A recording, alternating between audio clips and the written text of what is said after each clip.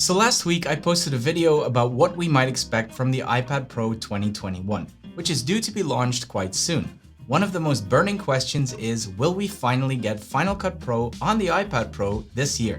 Let's ramble. Hold up, place go wild when I pull up.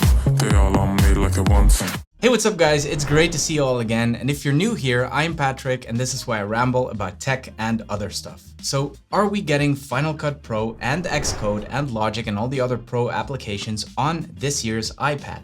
Let's theorize a little, and please do share your thoughts in the comments below. I'm really curious to hear what you think. I have my theories and I will explain why I think what I think, but of course we won't know for sure until we do, and that is when Apple decides to enlighten us. So here's why I don't think it is that far-fetched to believe that the Pro apps are coming to the iPad. First of all, the discussion is not new. Around April last year, we saw a lot of trusted sources talk about this. John Prosser tweeted a couple of pretty bold statements suggesting that Final Cut Pro is coming to the iPad. On April 20th, he wrote, "I'm not going to say that Final Cut Pro is coming to the iPad, but Xcode is present on iPadOS 14 and the implications are huge. It opens the door for Pro applications to come to the iPad." That's an interesting theory, but 2 days later, he tweeted this. "I'm 100% confident that Final Cut and Logic Pro and Xcode are coming to the iPad Pro. I cannot confidently say to what capacity or with what limitations due to RAM management, but it's happening within the next year or so." Well, it's almost the next year or so I guess we will soon find out if Twitter's Apple Nostradamus was right. Renee Ritchie was talking about it last year, iJustine, all the Apple aficionados got on the Final Cut Pro for iPad train. So why do I think they might be right? Well, a couple of reasons. And please hear me out. Well, you can't really interrupt me, this is a video, but you know what I mean.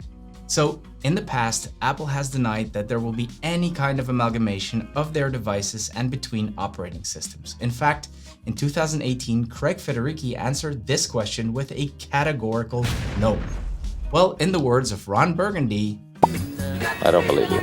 I think Apple has readjusted a couple of times over the past years. We were never going to expect mouse support for the iPad. It was going to be a touch-only device. Then iOS 13 came and boom, mouse support. Last year, Apple released the iPad Magic Keyboard alongside its 2020 model of the iPad Pro, and what was their slogan again? Oh yeah, your next computer is not a computer. A few years back, Apple would have never dreamt about suggesting the iPad could be used like a computer. Yet we're sticking it to a heavy keyboard structure, using it and lugging it around like a MacBook, including a mouse. So we have definitely passed that stage where it is almost considered blasphemy to compare the iPad to a laptop. Your next computer is not a computer. Other brands have already been dabbling in this for some years now. Take Samsung DeX, which does a pretty reasonable job in letting your phone or tablet emulate a desktop experience. Now, the way Apple seems to have been working in recent years is that they don't really invent new things anymore, but they monitor what others are doing, wait until that technology has somewhat matured, and then Apple swoops in and does the same thing, but does it better. Now, I'm not saying there's going to be Apple DeX, there isn't, but I'm saying that people are ready for hybrid devices and Apple knows this. And that's why I think now is the time for Apple to act. And look at the new Mac lineup.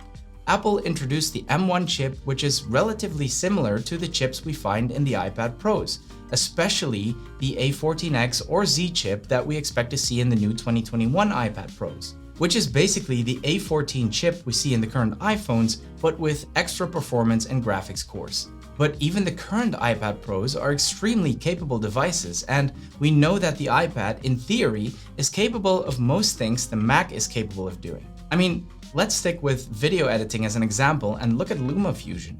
You can upload 4K video files to your iPad Pro, and Lumafusion will cut through these files like butter, without any issues, not a single stutter. My main editing computer is a spec'd out 16-inch MacBook Pro, and even a beast of a computer like that struggles sometimes when it comes to video editing. Granted, Lumafusion is no Final Cut Pro, and we would have to consider things like plugins and other complications, but the point is that even the current iPad Pro can handle a great deal. By the way, I use my very expensive 16-inch MacBook Pro in clamshell mode. It literally lives on my desk and I don't even like using it as a laptop. The typing experience is awkward, it's heavy, and the touch bar, I mean, who needs that? It's in my way, I keep touching it by accident. I just don't like it. The only reason why I own this computer is pro applications and the fact that multitasking on the iPad still feels a little bit awkward and it's not super efficient. But if it weren't for that, if I had to start from scratch right now, I'd buy a Mac Mini with an M1 chip, which is significantly cheaper than my 16-inch MacBook Pro, and I would use my iPad Pro for everything else. But what I would really like is to have all my Pro apps run on my iPad Pro and not have a computer at all. I want to plug my iPad Pro into my external monitor, have it adapt to the aspect ratio, and use it like I would my MacBook. And when I leave my desk, I unplug it and use it like that. And I'm not alone. People are ready for this, and I can already hear the naysayers. That's never gonna happen. Why would Apple cannibalize its own Mac lineup? That's ridiculous, you're wrong. Maybe, but what if Apple is willing to give up some of its short-term profit for additional market share?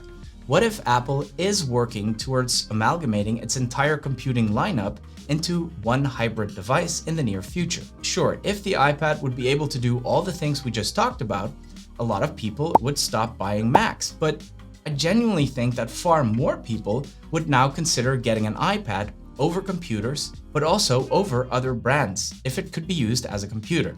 So that would mean Apple would significantly increase its market share at the expense of its competitors. And more iPads in more people's hands means more of Apple's software and apps in more people's homes. And if more people start using Apple iPads, chances are they will also start using Apple iPhones, because we all know how tightly woven the Apple ecosystem is. So chips are getting similar. We have computers that resemble iPads. We have iPads resembling computers. Also, the new models are expected to have storage options up to 1 terabyte. And why would you need 1 terabyte if it's not for video or photo editing? And maybe this is also why we keep hearing rumors of a subscription-based model for apps like Final Cut Pro, which would make the apps more accessible to more people. The future of computing is mobile, and your next computer is not a computer. Alright guys, I'll stop rambling. If you like this video, please give it one of these. That really does help the channel, and subscribe for more content. Thank you so much for watching, and see you in the next one.